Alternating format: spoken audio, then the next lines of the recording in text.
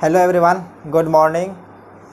तो आज electrostatic potential and capacitance series का लेक्चर नंबर 6 लेकर आ गए हैं और आज हमें पढ़ना है इक्विपोटेंशियल सरफेस।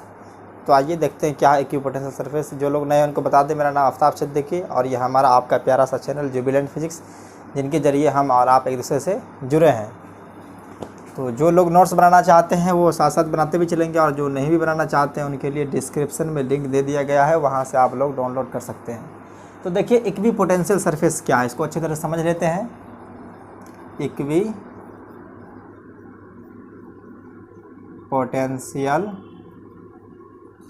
सरफेस, आपको लग नहीं रहा कि सरफेस ऐसा होना चाहिए, ऐसा सरफेस जिसके ऊपर क्या है कि पोटेंशियल बराबर होगा, इक्विपोटेंशियल सरफेस। तो ऐसा ही कुछ है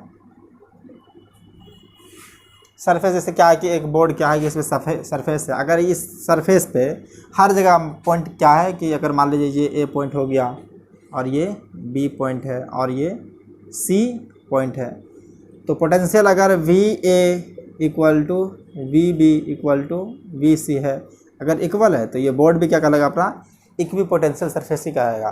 तो ये सरफेस ज़रूरी नहीं कि 2D में हो, 3D में भी हो सकते हैं। तो अभी देखेंगे पॉइंट चार्ज के लिए भी देखेंगे, लीनियर चार्ज के लिए देखेंगे, तो उनसे क्लियर हो जाएगी कि ये क्या कि सिर्फ ये बोर्ड जो है सो एक प्लेन है, यही एक इक्विपोटेंशियल सरफेस नहीं हो सकती है, इनके अलावा भी हो सकता है।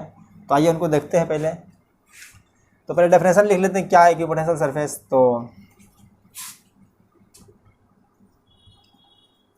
सरफेस ऑन विच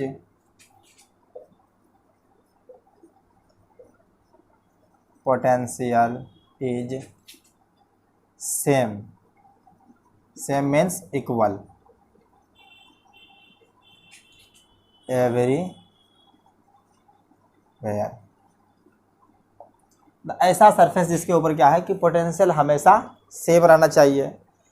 अगर इसका कुछ एग्जांपल लेकर के देखते हैं, क्या है कि अगर हम पॉइंट चार्ज की वजह से देखते हैं इक्विपोटेंशियल सरफेस क्या बनता है, तो पॉइंट चार्ज की वजह से देखते हैं। एग्जाम्पल ले लेते हैं फॉर पॉइंट चार्ज।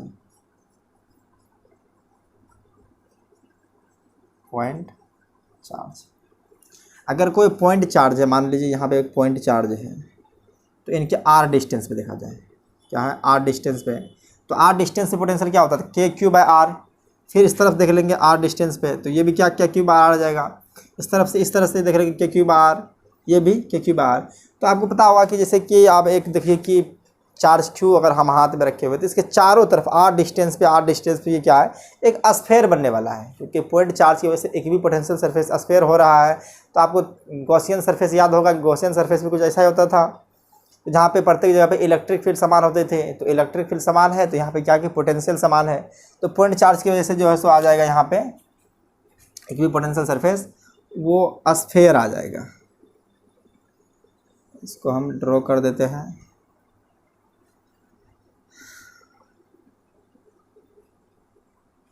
इसको अच्छी तरह से, ये एक स्फेयर हो जाएगा पॉइंट चार्ज की वजह से। तो पॉइंट चार्ज इसके सेंटर में मान लेते हैं, यहाँ पे अगर इसका आर डिस्टेंस देख लीजिए, इसका रेडियस को मान लेते हैं कैपिटल आर। अगर यहाँ से भी देखा जाए तो ये इस पॉइंट पे इसको मान लेते हैं पॉइंट 1, इसको मान लेते हैं पॉइंट 2, और यहाँ पे एक पॉइंट 3 मान लेते हैं। इस तरह से पॉइंट 4 इस पॉइंट पे मान लेते हैं। तो सभी का डिस्टेंस क्या होगा, सरफेस से सबका डिस्टेंस इक्वल होगा और रेडियस के बराबर हो जाएगा। तो पोटेंशियल जो आ जाएगा यहाँ पे देखिए V A equal to V2 equal to V3 equal to V4, मतलब V1 V2 V3 V4 बराबर होगा। और वो बराबर क्या आने वाला है, वो के, अगर स्मॉल क्यू चार्ज दिया हुआ तो के क्यू डिवाइड बाय आर। इससे पहले हमने पोटेंशियल का फॉर्मूला ऐसे यही पढ़ चुके थे। अगर इलेक्ट्रिक फील्ड होता था तो क्या यहाँ पे आर स्क्वायर, लेकिन पोटेंशियल में सिर्फ आर होता है, के क्यू बाय आर। तो क्या ज़रूरी है कि एक ही इक्विपोटेंशियल सरफेस हो सकता है, तो इसका आंसर है कि नहीं। ये क्या है कि कंसेंट्रिक स्फीयर ड्रॉ करते जाएंगे, मान करके चलिए क्या है कि इनसे हम एक नहीं बल्कि 2 ड्रॉ कर लिए। अब यहाँ पे देख लीजिए कि अगर क्यू चार्ज रख दिए हैं तो एक स्फीयर ये है, और एक स्फीयर इसके अंदर भी हो सकता है, मान लेते हैं। कंसेंट्रिक के बारे में बात कर रहे हैं तो सेंटर सेम होना चाहिए, ये अंदर वाला हो गया। एक और देख लेते हैं, ये सभी सेल हो गया। तो ये लास्ट क्लास में पढ़ाए थे सेल क्या होता है, होलो स्फीयर। तो ये क्या है कि सभी पॉइंट पे पोटेंशियल सेम, अगर इस पर देखा जाए तो इस सरफेस पे सब जगह, इस पॉइंट पे हर पॉइंट पे अगर इसके बारे में बात करेंगे, वन पे अगर क्या है कि ये इसको स्फीयर हम वन मान लें, तो वन के पूरे सरफेस पे जहाँ भी देखेंगे पोटेंशियल हमेशा सेम आने वाला है। इसी तरह से जो है सो देखिए फर्स्ट हो गया, ये सेकेंड सरफेस हो जाएगा, तो सेकेंड सेल या सेकेंड स्फीयर के हर एक पॉइंट पे पोटेंशियल सेम रहेगा। और थर्ड सेल पे भी देख लें तो थर्ड स्फीयर हो कहिए या थर्ड सेल कहिए, तो यहाँ पे प्रत्येक पॉइंट पे पोटेंशियल सेम होने वाला है। अगर चार्ज मान करके चलिए ये पॉजिटिव चार्ज है, सेंटर में है, तो पोटेंशियल क्या होता है कि इलेक्ट्रिक फील्ड का जो डायरेक्शन होता है उनके अलॉन्ग डिक्रीज करती है। तो इलेक्ट्रिक फील्ड डायरेक्शन देखा जाए तो क्या हो जाएगा, ये इलेक्ट्रिक फील्ड का डायरेक्शन हो जाएगा अवे फ्रॉम द चार्ज हो जाएगा। तो इस पॉइंट पे अगर मान लेते हैं हम इलेक्ट्रिक पोटेंशियल, क्या इसका पोटेंशियल 100 वोल्ट है, क्या मान लेते हैं 100 वोल्ट है, तो आगे जाएंगे तो डिक्रीज होगा, इसको 80 वोल्ट मान लेते हैं, इसको 70 वोल्ट मान लेते हैं। ऐसा ज़रूरी नहीं कि वो 80 के बाद 100 के बाद 80 है तो 60 ही आएगा, डिस्टेंस भी डिपेंड करेगा। तो डिस्टेंस जिस तरह से डिक्रीज करेगा, इंक्रीज करेगा, पोटेंशियल डिक्रीज करते जाएगा। अगर ये पॉजिटिव चार्ज है तो इस तरह हुआ, अगर मान लीजिए नेगेटिव चार्ज होता तो देख लीजिए उसको वजह से भी, तो नेगेटिव चार्ज होता तो इसके लिए सरफेस ड्रॉ करते हैं।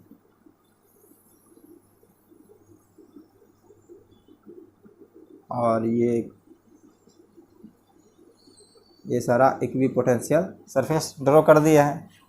तो नेगेटिव चार्ज की वजह से क्या होता है कि electric field direction towards the charge होता है। तो इलेक्ट्रिक फील्ड का डायरेक्शन जो हो जाएगा इस डायरेक्शन में हो जाएगा, टुवार्ड्स द चार्ज। तो अगर इस पॉइंट पे बारे में बात करेंगे तो इलेक्ट्रिक फील्ड क्या होना चाहिए, इलेक्ट्रिक फील्ड अगर दूर जाएंगे तो डिक्रीज करेगा और नज़दीक आएंगे तो एलोंग चल रहे हैं। तो मान लीजिए यहाँ पे क्या है 100 वोल्ट है, इस पर -80 वोल्ट है। ये पोटेंशियल इंक्रीज कर रहा है, न्यूमेरिकल वैल्यू भले ही इंक्रीज कर रहा है लेकिन पोटेंशियल डिक्रीज कर रहा है।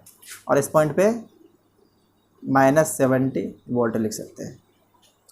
अगर पूछेगा कि ये पॉइंट चार्ज की वजह से क्या हो सकता है, तो ऐसा लग रहा है ना कि जो पॉइंट चार्ज की वजह से अगर एक चार्ज को सेंटर पर रख दिया जाए तो उनसे जो बनने वाले जितने भी कंसंट्रिक स्फीयर है सभी क्या होगा, इक्विपोटेंशियल सरफेस हो जाएगा। तो इसको लिख सकते हैं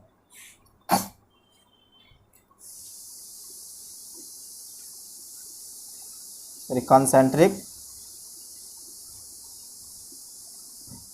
sphere with charge present it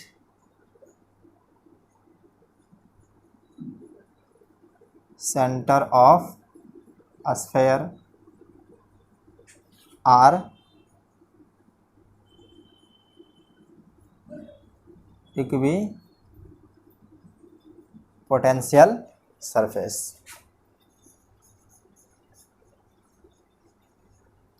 अगर पॉइंट चार्ज के लिए देखा गया तो क्या है, पॉइंट चार्ज की वजह से जो है सो पोटेंशियल सरफेस जो बन रही है, इक्विपोटेंशियल सरफेस वो स्फीयर बन रही है। तो एक ही स्फीयर थोड़ी जरूरी है, एक के बाद एक 2 3 4 जितना भी होगा सभी का रेडियस, अगर जिसका अगर मान के लिए का रेडियस R1 है तो R1 की वजह से जितना भी सेल हो स्फीयर बनेगा, टोटल स्फीयर मतलब वो एक स्फीयर बनेगा और स्फीयर के टोटल पॉइंट अगर देखा जाए तो सभी पॉइंट पे पोटेंशियल इक्वल आने वाला है। उसी तरह से क्या है कि अगर ये सेकेंड सेल पे देखेंगे तो सेकेंड सेल के प्रत्येक पॉइंट पे पोटेंशियल सेम होगा। अगर मान ली इसका पोटेंशियल 80 वोल्ट है तो इस पॉइंट पे अगर 80 वोल्ट है तो इस पॉइंट पे भी 80 वोल्ट हो जाएगा, इस पॉइंट पे भी 80 वोल्ट हो जाएगा। तो कहने का साफ साफ मतलब यही हो गया कि अगर पोटेंशियल एक पॉइंट पे अगर पता चल जाए तो हम किसी भी पॉइंट पे डिफाइन कर सकते हैं। अगर पोटेंशियल डिफरेंस देखेंगे तो 2 पॉइंट का पोटेंशियल डिफरेंस एक भी पोटेंशियल सरफेस पे 0 आ जाएगा, उसको भी प्रॉपर्टी में पढ़ेंगे। तो पहले इसको नोट डाउन कीजिए आप लोग, उसके बाद हम लोग देखते हैं एक और एग्जाम्पल लेंगे।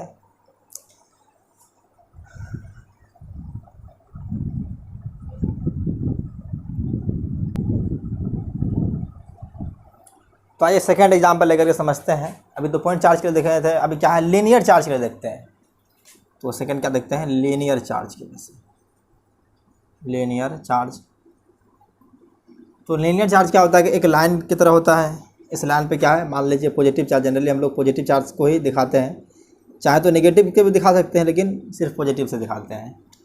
तो अगर इस r डिस्टेंस पे देखा जाए तो इसका पोटेंशियल जो है सो यहाँ पे कुछ पॉइंट होगा। तो इसके लिए जो आने वाला है ये एक कंसेंट्रिक स्फीयर होता है। तो इस स्फीयर को देख लेते हैं। अगर ये स्फीयर मान लिया जाए, ड्रॉ कर लेते हैं, सॉरी स्फीयर नहीं बल्कि सिलेंडर। क्या है ये, सिलेंडर।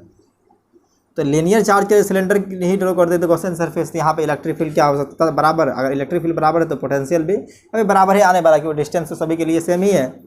तो सभी पॉइंट पे क्या, ये जितना भी पॉइंट हो जाएगा, अगर मान लीजिए 1 2 3, सॉरी इसको 3 मान लेते हैं, तो पोटेंशियल क्या हो जाएगा, 1 = 2 = 3। अगर कोई भी पॉइंट मान ले, अगर यहाँ फोर्थ पॉइंट मान लिए हैं, तो पोटेंशियल फोर्थ पॉइंट पे भी क्या आने वाला है, बराबर हो जाएगा। इसमें भी ऐसा जरूरी नहीं है कि एक ही सिलेंडर बन सकता है, मल्टीपल सिलेंडर बन जाएगा, लेकिन क्या होगा, उनका एक्सिस सेम हो जाएगा। तो हम चाहें तो इसको दिखा भी सकते हैं। मान लीजिए यहाँ पे एक कोई लाइन चार्ज है, इनकी वजह से दिखा देते हैं। मान लीजिए एक सिलेंडर ये हो गया, उसके बाद क्या है कि एक और भी दिखा सकते हैं।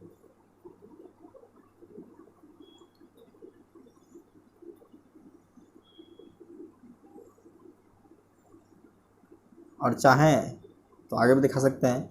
ये जितने भी सेम रेडियस का बनने वाला है सिलेंडर, सभी के ऊपर क्या होने वाला है, पोटेंशियल सेम आने वाला है। ये सारा के ऊपर पोटेंशियल सेम आ जाएगा।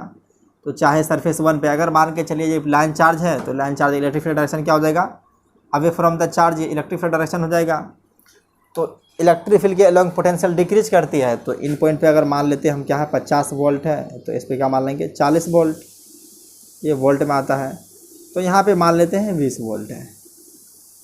ज़रूरी नहीं है, बताए थे कि 50 के बाद 40, 40 के बाद 30 ही आएगा, इसलिए हम थोड़ा डिफरेंस अलग कर दिए हैं।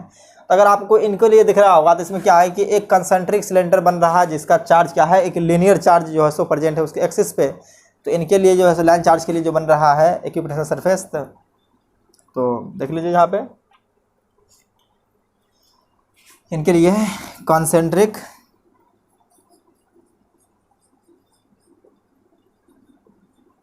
Cylinder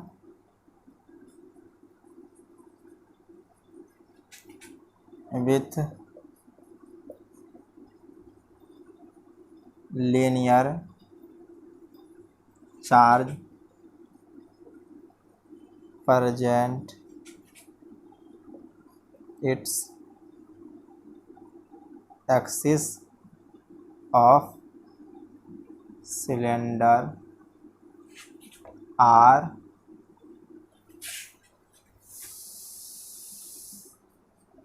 equipotential surface. तो लीनियर चार्ज की वजह से इक्विपोटेंशियल सरफेस किस तरह से आ गया है, सिलेंड्रिकल। पॉइंट चार्ज की वजह से आया था क्या, स्फेरिकल। तो इसी तरह से देखेंगे, अगर क्या है कि अगर मान लीजिए यूनिफॉर्म इलेक्ट्रिक फील्ड है, और तो उनके लिए क्या आ जाएगा, तो उसके लिए प्लेन इक्विपोटेंशियल सरफेस आता है। तो अभी आप इसको जो है सो नोट डाउन कीजिए, अभी प्रॉपर्टी पढ़ेंगे, उसके बाद जिस प्रॉपर्टी में हम आपको दिखा देंगे अगर यूनिफॉर्म इलेक्ट्रिक फील्ड है, तो उनके लिए इक्विपोटेंशियल सरफेस जो आने वाला है वो एक प्लेन सरफेस आता है। जिस तरह से एक बोर्ड क्या है, प्लेन सरफेस है, तो इसी टाइप का जो है सो एक सेल सरफेस आ जाएगा, और वो क्या है, इक्विपोटेंशियल सरफेस आएगा। तो इसको लिखिए, उसके बाद बताते हैं।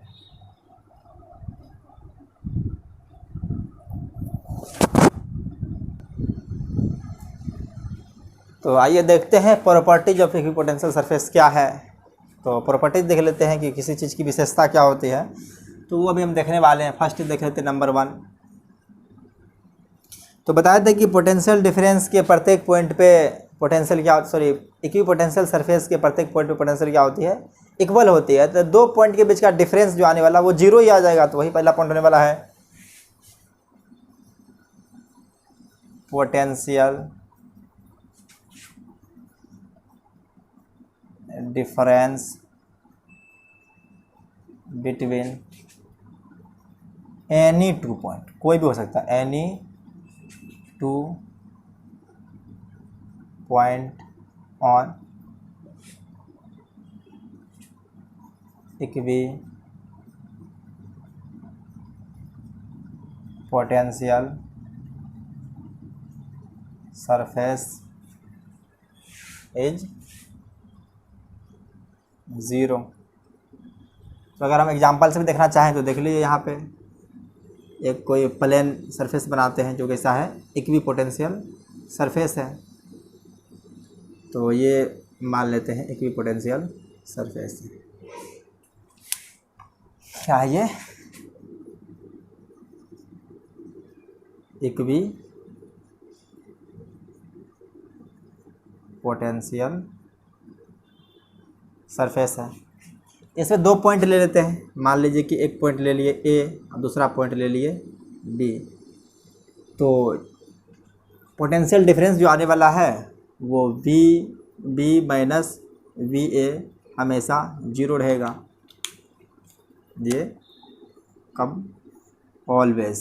ये हमेशा ऐसा ही आने वाला है, 0 ही आएगा। अगर सेकेंड पॉइंट के बारे में बात करेंगे तो देखिए, अगर पोटेंशियल डिफरेंस 0 है तो आप लोगों को पता होगा पोटेंशियल डिफरेंस डेफिनेशन क्या होता था। Work done by external agent to moving point charge, moving a unit charge from one point to another point. तो अभी दिखाए थे कि लास्ट क्लास में जो है सो बताए थे, जब पोटेंशियल पढ़ाए थे तो उस समय बताए थे कि work done by external agent to unit charge from one point to other point, मतलब यूनिट चार्ज को किसी एक पॉइंट दूसरे पॉइंट पर ले जाते हैं तो उसमें जो एक्सटर्नल वर्क करना पड़ता है वो वर्क किसमें कन्वर्ट हो जाता है? पोटेंशियल एनर्जी में। तो देखिए यहाँ पे अगर पोटेंशियल एनर्जी किसकी वजह से होता है तो माइनस में work done by electric force होता है। तो देखिए अभी बता रहे हैं, पॉइंट लिख लेंगे उसके बाद समझाते हैं और अच्छी तरह से। Work done by electric force to move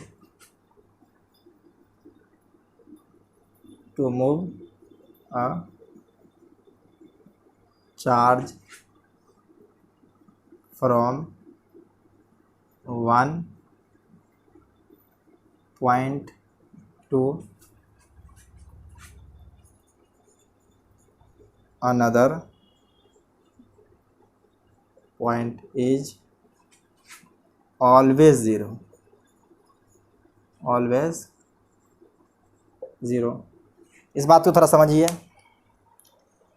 तो अगर जब भी हम पोटेंशियल डिफरेंस के बारे में बात करते हैं तो उसमें क्या लिखते हैं कि इलेक्ट्रिक फोर्स जो होता है, work done by electric force जो होता है वो एक्सटर्नल एजेंट के एक्सटर्नल वर्क डन जो करते हैं इसमें इलेक्ट्रिक फोर्स के अगेंस्ट होती है।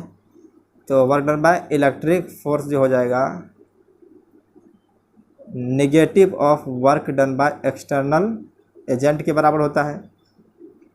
ये आप पहले से ही जानते हैं। अगर पोटेंशियल डिफरेंस जब निकालना होता है, मान कर चलिए हम कोई एक सरफेस ले लेते हैं, कोई सरफेस ले लेते हैं। ये देखिए हम एक इक्वी पोटेंशियल सरफेस ले लिए। तो ये इक्वी पोटेंशियल सरफेस है। इस पर क्या करते हैं कि एक यूनिट चार्ज या कोई क्यू चार्ज को ए पॉइंट ये हो जाएगा और बी पॉइंट ये है, इसको यहाँ से मूव करा करके इस पॉइंट पे लाते हैं। तो इस पर कुछ वर्क डन करना पड़ेगा एक्सटर्नल एजेंट के द्वारा। हम मान लेते हैं work done by external agent हुआ है। तो पोटेंशियल डिफरेंस जो होती थी V B minus V A होता था work done by external agent to move charge from A to B. तो ए से लेकर के बी तक डिवाइड बाय क्यू, क्योंकि यूनिट चार्ज को ले जाना है।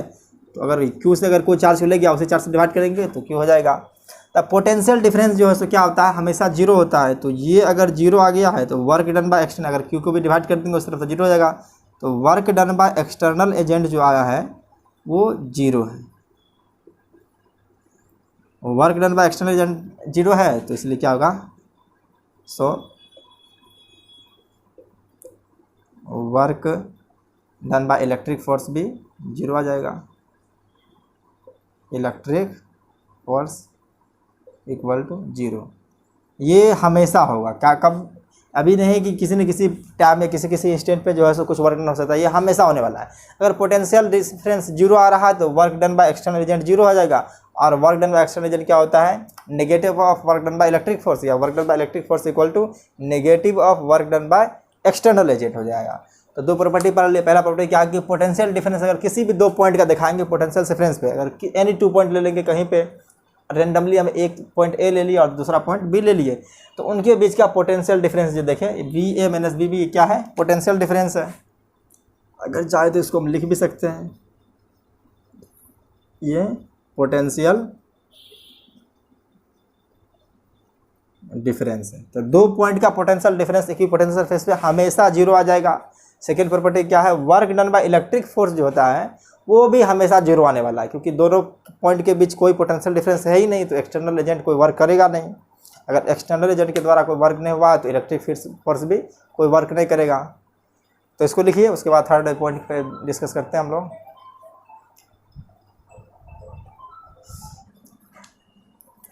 तो आइए थर्ड पॉइंट के बारे में बात करते हैं। थर्ड पॉइंट क्या कह रहा है, थर्ड पॉइंट कह रहा है electric field always perpendicular to equipotential surface. Third point कह रहा है कि जब भी इलेक्ट्रिक फील्ड होगा वो पोटेंशियल सरफेस इक्विपोटेंशियल सरफेस के परपेंडिकुलर हो जाएगा। तो चलिए इस बात को थोड़ा हम समझ भी लेते हैं कि अगर मान लेते हैं कोई एक इक्विपोटेंशियल सरफेस, जनरली हम दिखा रहे हैं तो प्लेन सरफेस को ही दिखाते हैं क्योंकि प्लेन सरफेस ड्रॉ करना आसान होता है। तो इस पॉइंट पे अगर मान लीजिए इलेक्ट्रिक फील्ड, अगर इस पे क्या पोजीशन वेक्टर का अगर देखा जाए तो अगर कोई चार्ज को मूव करा रहे तो पोजीशन वेक्टर इस तरफ हो जाएगा, तो मान लीजिए इसको डेल्टा आर हुआ है, तो इलेक्ट्रिक फील्ड इसका हमेशा परपेंडिकुलर होगा। तो परपेंडिकुलर इलेक्ट्रिक फील्ड दिखा दिए हैं। तो हम लोग जब जानते हैं कि डेल्टा वी, हम लोग जो पढ़ चुके हैं इससे पहले, डेल्टा वी क्या होता है, माइनस में ई डॉट डेल आर।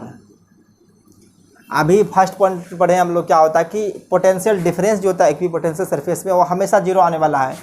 तो ये जीरो आ जाएगा, तो देखिए E del R cos theta.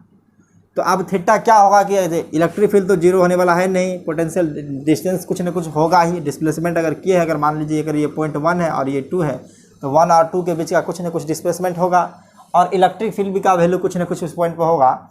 तो यहाँ पे साफ साफ दिख रहा है कि इलेक्ट्रिक फील्ड क्या है, परपेंडिकुलर टू डेल आर है, यानी कि थीटा जो है इन दोनों के बीच में, थीटा इक्वल टू 90 डिग्री। ये भी कह सकते हैं कि इलेक्ट्रिक फील्ड और पोजीशन वेक्टर या दो पॉइंट के बीच का डिस्प्लेसमेंट जो हुआ उसको क्या कह सकते हैं, पोजीशन वेक्टर।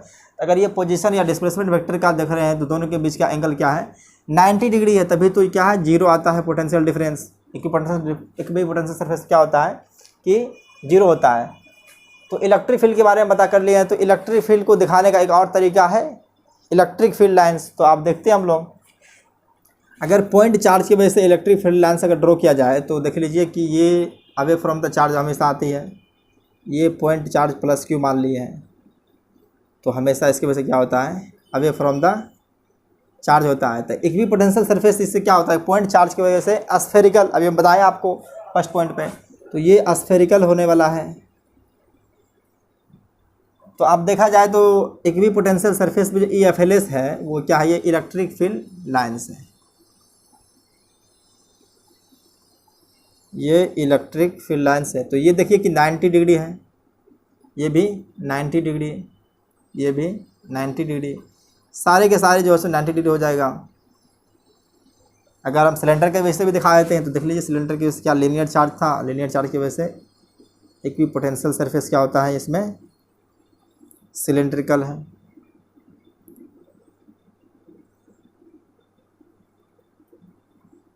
इनके ऊपर भी अगर देखा जाए तो ये थोड़ा बीच में नहीं आ रहा है,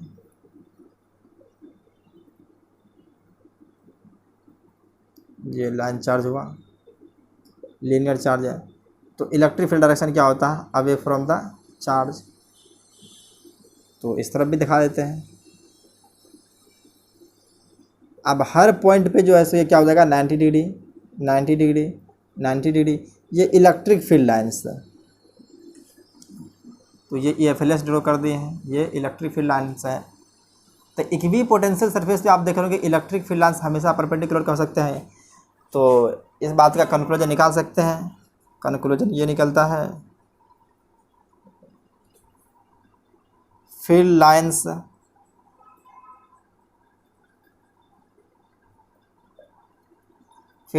एंड इक्विपोटेंशियल सरफेस always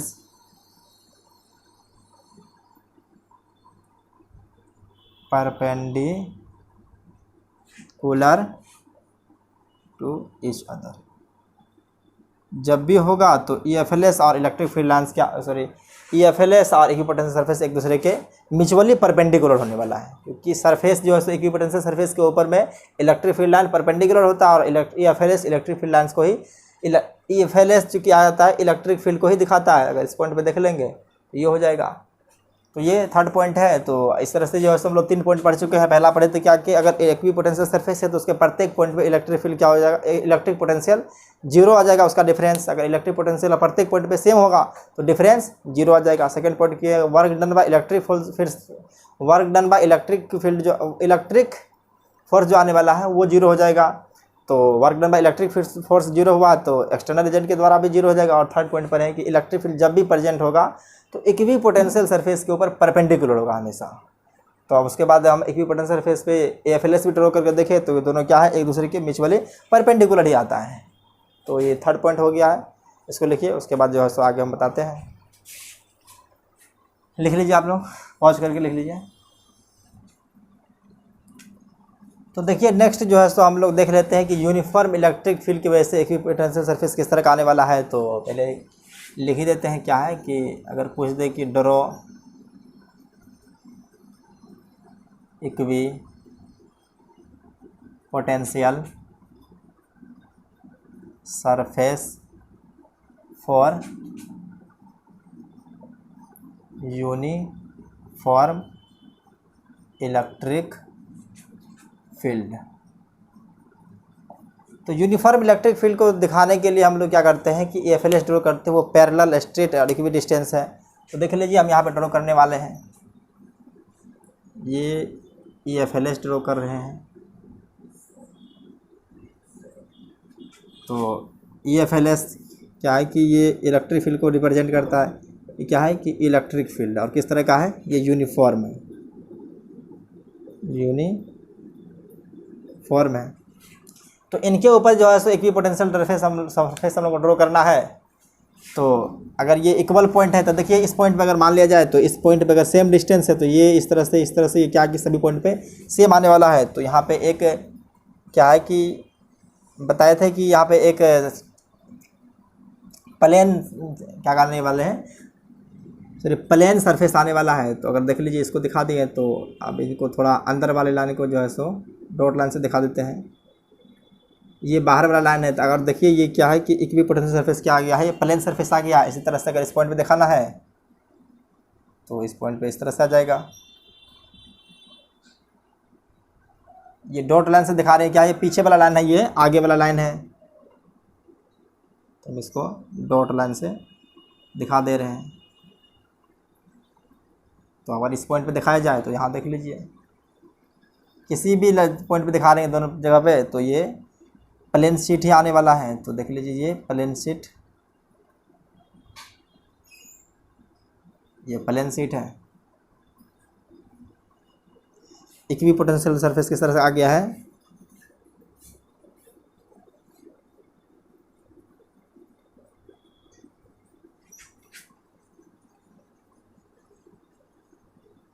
तो ये आ गया है plane sheet.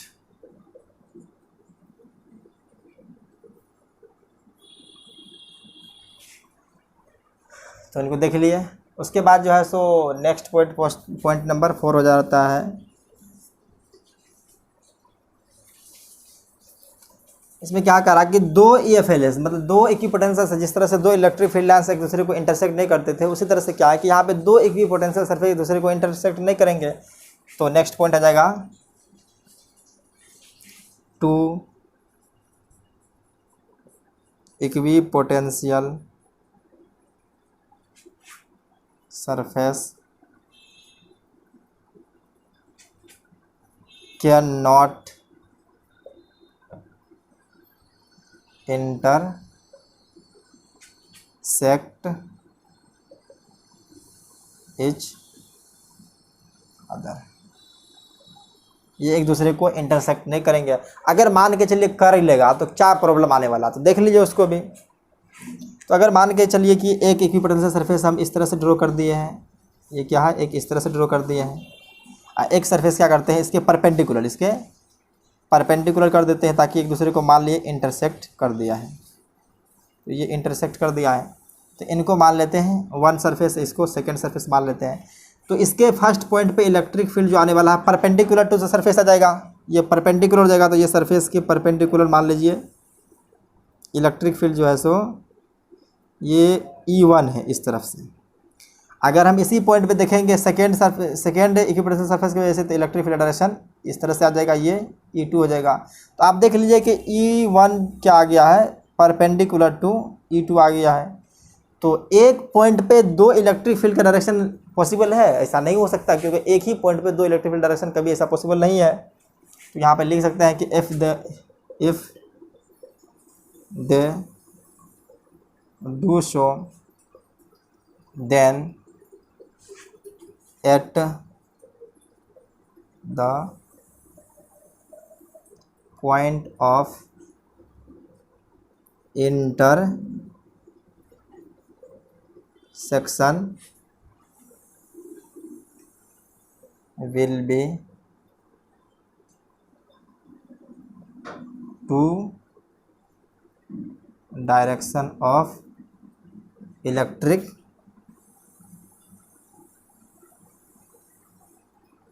field which is impossible, जो पॉसिबल नहीं हो सकता। ऐसा हो ही नहीं सकता कि एक पॉइंट पे डबल एस होता है, इम्पॉसिबल। एक पॉइंट पे दो इलेक्ट्रिक फील्ड का डायरेक्शन हो ही नहीं सकता है। तो ये फोर्थ पॉइंट क्या है कि दो इक्विपोटेंशियल सरफेस कभी एक दूसरे को इंटरसेक्ट नहीं करेंगे।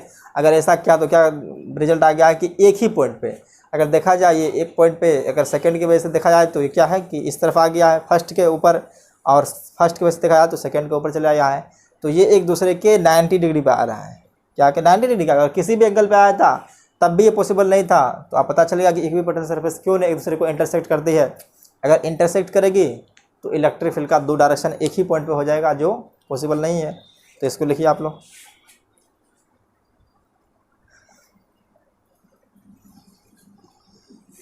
तो देखिए, इससे पहले क्या हम लोग यूनिफॉर्म इलेक्ट्रिक फील्ड की वजह से इक्विपोटेंशियल सरफेस ड्रॉ करके देख चुके हैं किस तरह का आया है, एक प्लेन शीट आया है। तो अभी हम लोग क्या करने वाले हैं, डायपोल की वजह से। डायपोल आप लोग जानते होंगे, दो अपोजिट चार्ज को बहुत ही कम स्मॉल डिस्टेंस पे, यानी कम डिस्टेंस पे रखते हैं, तो उसको डायपोल कहते हैं। तो उनकी वजह से हम लोग electric field equipotential surface draw करने वाले हैं। तो नेक्स्ट है ड्रॉ इक्विपोटेंशियल सरफेस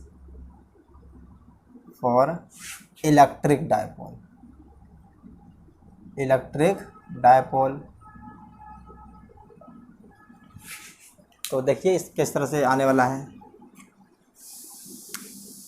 तो इलेक्ट्रिक डायपोल में क्या होता है कि यहाँ पे एक -q चार्ज और एक +q चार्ज, ये बहुत ही कम स्मॉल डिस्टेंस पे होता है। तो इलेक्ट्रिक फील्ड लाइन्स अगर ड्रॉ करेंगे इस पर, तो पहला तो यही आ जाएगा, इलेक्ट्रिक फील्ड लाइन्स पॉजिटिव से ओरिजिनेट होगा और नेगेटिव पे टर्मिनेट होगा। अगर सेकंड देखेंगे तो मान लीजिए जब भी FLS होता है वो चार्ज के ऊपर परपेंडिकुलर होती है। तो इनसे निकालेंगे इसे, और ये इस तरफ टर्मिनेट हो जाएगा, और फिर देखिए यहाँ से निकलेगा और ये इस तरह टर्मिनेट हो गया है। तो ये सिमेट्रिक भी होता है। अब बाद बाकी जो है सो इसके बाहर ही कर देते हैं। ये भी इस तरह से आने वाला है, और ये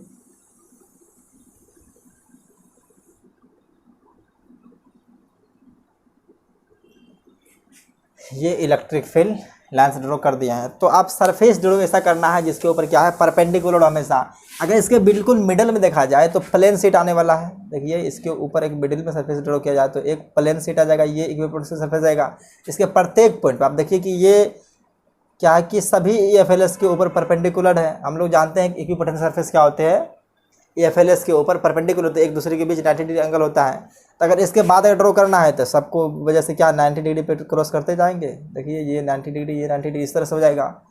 फिर इस तरह से यहाँ पे देखिए, तो ये भी सबको FLS के ऊपर 90 डिग्री करके ले जाना है, ये इस तरह से आ जाएगा। और ये अगर देखेंगे तो ये क्या है कि लास्ट में ये सब बनने वाला है किस तरह से, ये एक स्फेरिकल बन जाएगा, ये स्फेरिकल बन जाएगा। तो ये भी देख लीजिए, ये आपस में जुड़ करके एक स्फेयर ही बन जाएगा। इतना दिखाने की ज़रूरत नहीं है, बस इस तरह भी आना है। तो हमेशा याद रखना है कि इलेक्ट्रिक फील्ड लाइन्स के ऊपर परपेंडिकुलर होना चाहिए इक्विपोटेंशियल सरफेस। तो ये आ गया। फिर इसके बाद देखा जाए तो सभी के ऊपर 90 डिग्री होना चाहिए। तो ये इक्विपोटेंशियल सरफेस ड्रॉ कर दें किसकी वजह से, डायपोल की वजह से। तो देख लीजिए ये भी इस तरह से इधर जाएगा। तो ये डायपोल की वजह से ड्रॉ कर दिए हैं। तो एक तो पहले बीच में क्या आया है, प्लेनर आया है, उसके बाद जब भी आ रहा है वो स्फेरिकल आ रहा है। तो हमेशा ध्यान में रखना है कि इलेक्ट्रिक फील्ड लाइन्स के ऊपर हमेशा इक्विपोटेंशियल सरफेस जो होना चाहिए वो परपेंडिकुलर होगा। अगर परपेंडिकुलर है तो कंडीशन सही है, कंडीशन सेटिस्फाई कर रहा है तो ड्रॉ हो जाएगा। ये जितने भी रेड कलर से दिखाते हैं ये सभी क्या है, इक्विपोटेंशियल सरफेस है। ये सभी क्या है, इक्विपोटेंशियल सरफेस है। देख लीजिए ये इक्विपोटेंशियल सरफेस है। तो आज छोटा सा टॉपिक था, तो बस आज के लिए इतना ही। तो नेक्स्ट क्लास में मिलते हैं, हम लोग पढ़ेंगे क्या है potential due to electric dipole. उसके बाद जो एक क्लास और जाएगा electric potential energy due to electric dipole. उसके बाद ये पोटेंशियल खत्म हो जाएगा, तब कैपेसिटर हम लोग स्टार्ट करेंगे। तो तब तक के लिए आप लोग पढ़ाई करते रहिए। Take care, bye bye.